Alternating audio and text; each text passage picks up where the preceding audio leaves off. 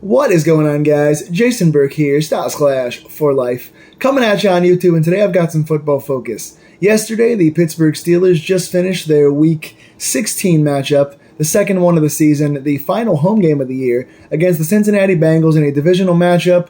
It was Week 16. We're, of course, now fighting for a playoff spot, coming into the game at 7-7 after three consecutive disappointing losses to teams we probably should have beaten, including the Colts the 2 weeks prior, or last week, that are kind of fighting for a playoff spot. I want to apologize for not bringing you guys the Colts review.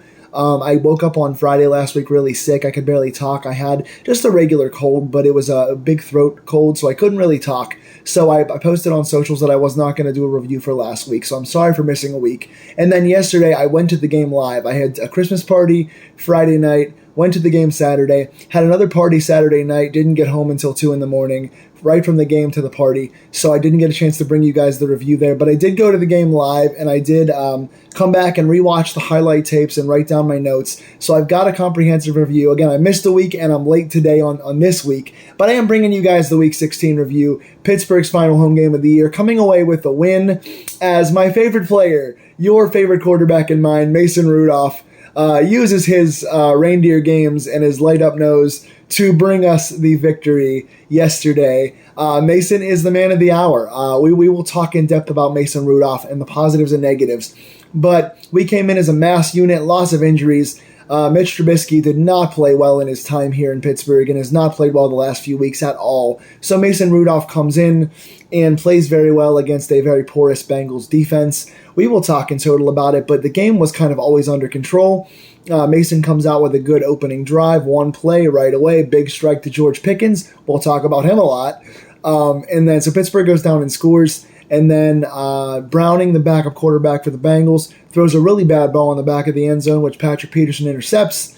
And then Pittsburgh comes down and scores again. And at that point, it's 14-0. Pittsburgh is pretty much always in control. Several sacks, 3 interceptions. 2 of them are very bad balls by Browning. So Pittsburgh always had the cushion. And the Bengals came out in the second half and got one really big play quickly. And Pittsburgh answered with a touchdown. It was pretty much always our game. So Pittsburgh seals the deal, gets up early, does not let off the gas too much, plays pretty solid defense, executes when they have to on offense, and gets a pretty nice, solid, safe victory, scoring 34 points. Pittsburgh wins 34-11, and it is our first 30-point game in a long time, definitely the first of the season. We also finished with 397 total yards, just 3 short of that 400-yard mark we love. We only got 400 once this year, so second highest yardage total of the year and highest point total of the year with 34. So Pittsburgh feels pretty good as Mason starts his first game in several seasons.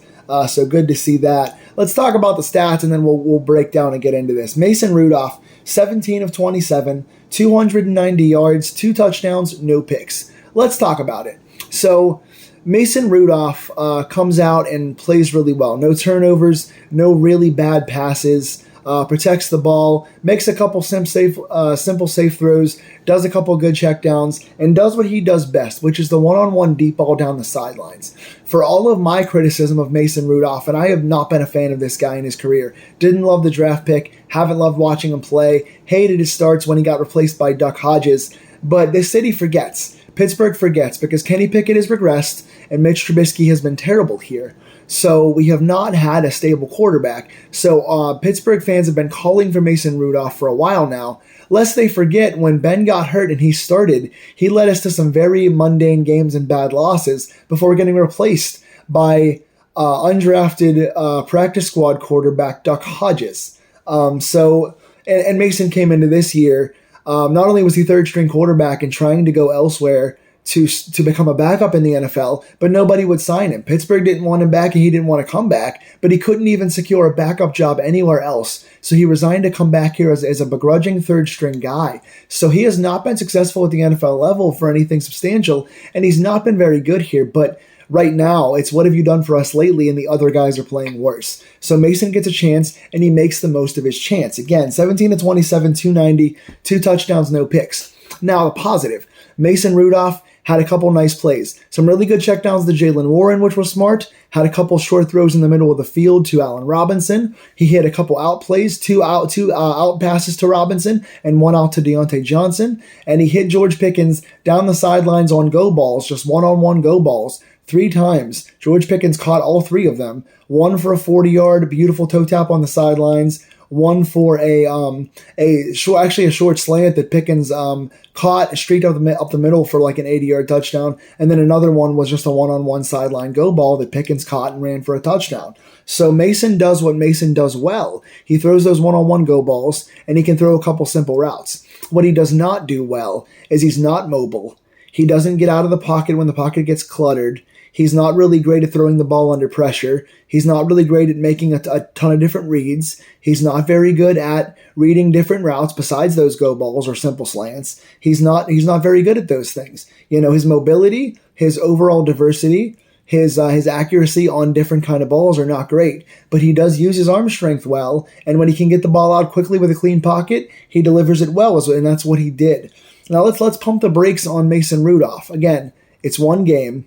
And it's against the Bengals. It is against a bad team who has a bad defense, who I think it was Kenny Pickett just came out a few weeks ago and had his best game against. I think that was our 400-yard game, wasn't it? Was it against the Bengals? So, the Bengals have one of the worst defenses and one of the worst starting corner lineups in the league. And also, we look great against this team, but they're playing without their all-pro quarterback Joe Burrow and without one of the top 5 wide receivers in the NFL in Jamar Chase. And one of their top defensive ends as well on defense. So would this game have been 34-11 if it was the full starting Bengals?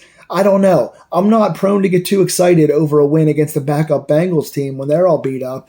But all in all, again, I'm not going to complain too much. Mason overall played well. Is he the quarterback of the future after one good game against a bad team? Is he the new arm talent savior after throwing up a few go balls to a talented guy who doesn't get enough targets?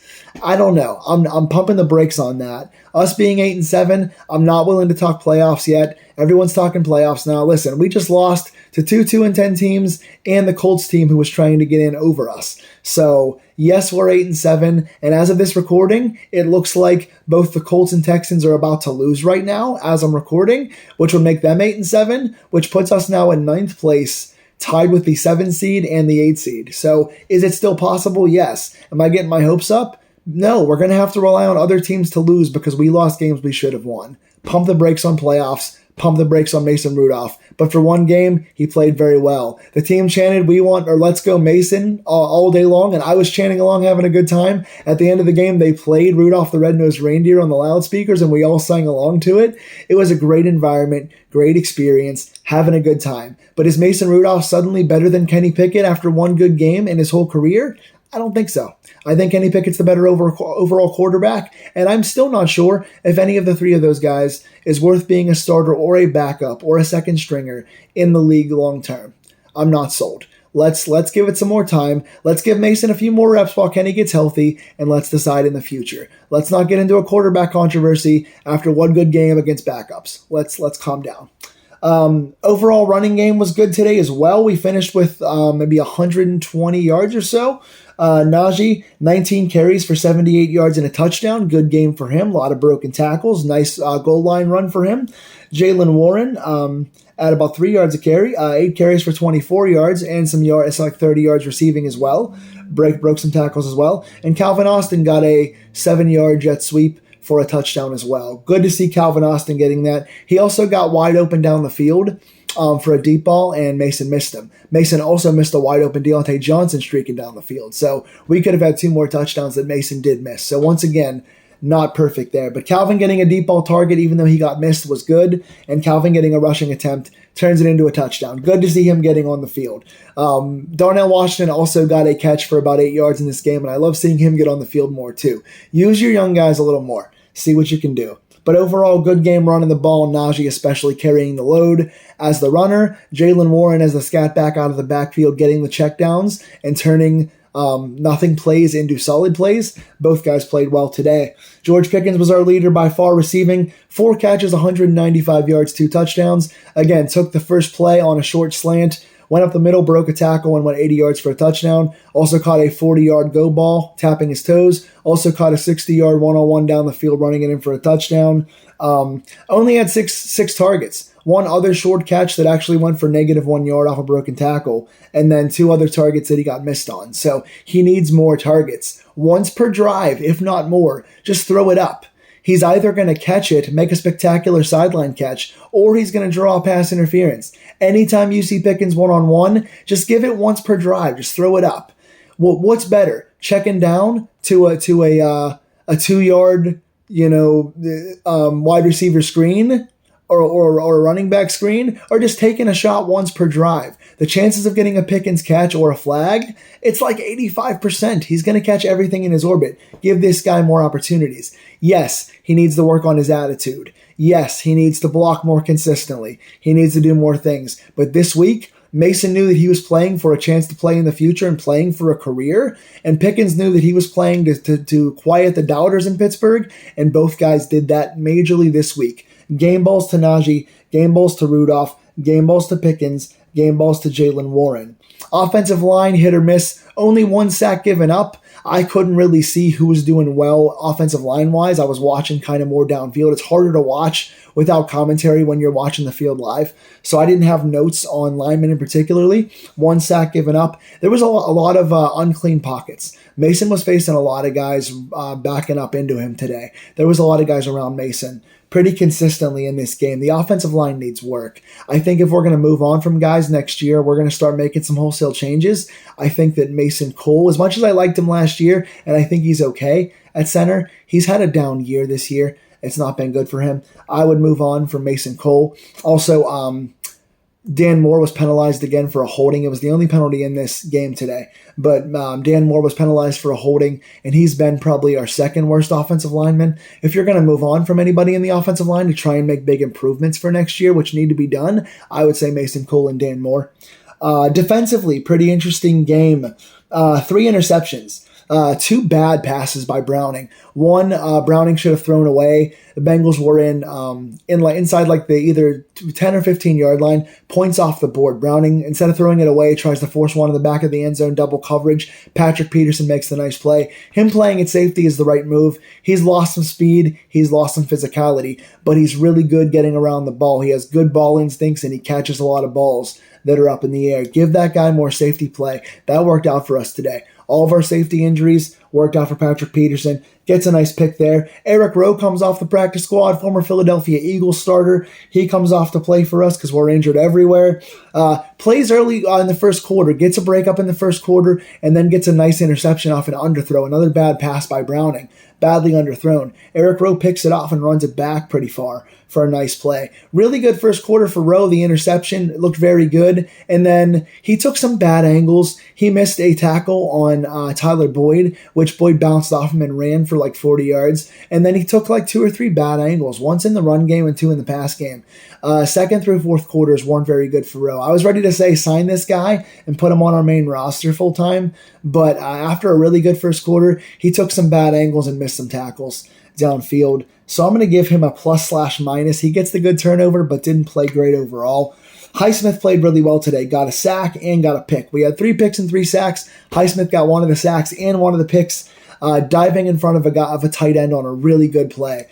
Pittsburgh got beat up today. Bengals only scored 11 points. They had the one really deep play to T. Higgins, who took a short ball for a long way. But overall, the Bengals spread the ball out. Yosavash got a few. The tight end got a few. Mixon got a few in the middle of the field. A lot of guys beat it in the middle of the field. In the second half, they started using T. Higgins a lot more, who finished with over 100 yards. Levi Wallace, terrible day. One of our leaders in tackles because he was giving up everything. He had a hard time. Porter wasn't great against Higgins in the second half, but overall played decently. Got a nice 4th down stop. So positives today for Porter. But he did give up a couple things to Higgins, and he did get penalized for a holding at one point, like he usually does. One of our only 2 penalties on the day. So I'm still going to give Porter a plus. Big minuses for Levi Wallace once again. But yeah, the Bengals used our zones to sit down their tight ends and their running backs and just do check down stuff. We have to get better at that. Our inside linebackers and our slot guys have to cover better. The slot guys and the tight ends and the halfbacks in the pass game beat us up every time. But overall, again, 1 touchdown, a 2-point conversion, and a field goal. 11 points for the game. Not feeling too bad about it. But still, Browning, for being a not bad backup, finished with 335 yards, and that can't be a norm. That can't be a norm. We have to get better at that. Miles Jack gets a plus. Miles Jack gets one of our sacks today. So Peterson, Rowe, and Highsmith get the picks. Highsmith, Miles Jack, and TJ Watt get a sack.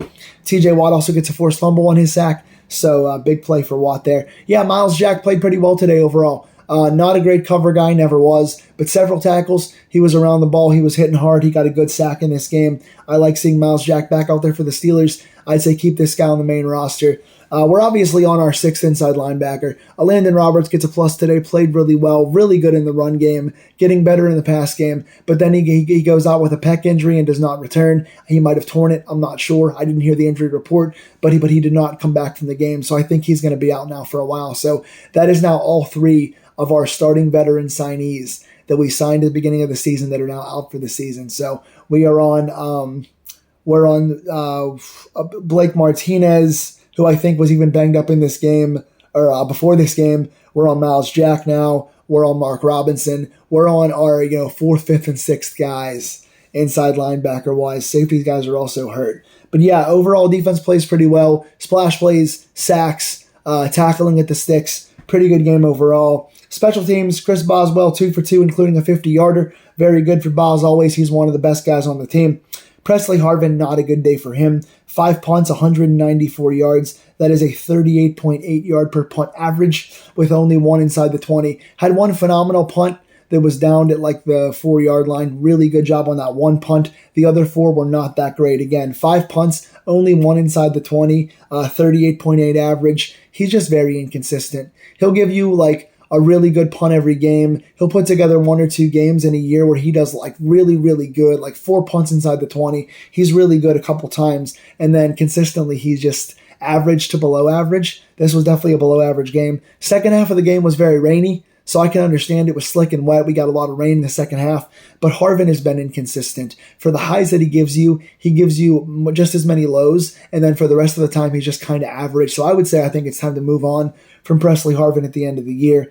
We know what we need to fix, but overall, again, I'm not getting too excited about Rudolph. I'm not getting too excited about giving Pickens more shots because they usually don't. I'm not getting too excited about playoffs and who's going to lose and can our destiny be fulfilled? Can we get the 7 seed? I'm not getting all fired up. But for the Steelers' last home game and for a divisional game and for a third-string quarterback to come in and play as well as he did and for this team to go get a nice, hefty win with almost 400 total yards and 34 points and me to be there live, I had a great time. It's a nice quality win. Pittsburgh now goes up to a winning record at 8-7, and we are in the hunt for potential playoffs. So what do you guys think? Who stood out to you? What did you think of Mason's game? Do you think he can sustain it going forward? What do you think of the guys that filled in for us in this game, like Rowe and Jack? What do you think of those guys? Tell me in the comments below who impressed you and who did not. And if you like these deep dive videos, please like, share, and subscribe. And I will work as hard as I can to bring you guys more reviews closer to the end of the games and get back on schedule again. But it's Christmas Eve here as I record this. So Merry Christmas Eve, Merry Christmas, Happy New Year. I'll see you guys next week. Have a good, safe holiday. I love you guys. Take care.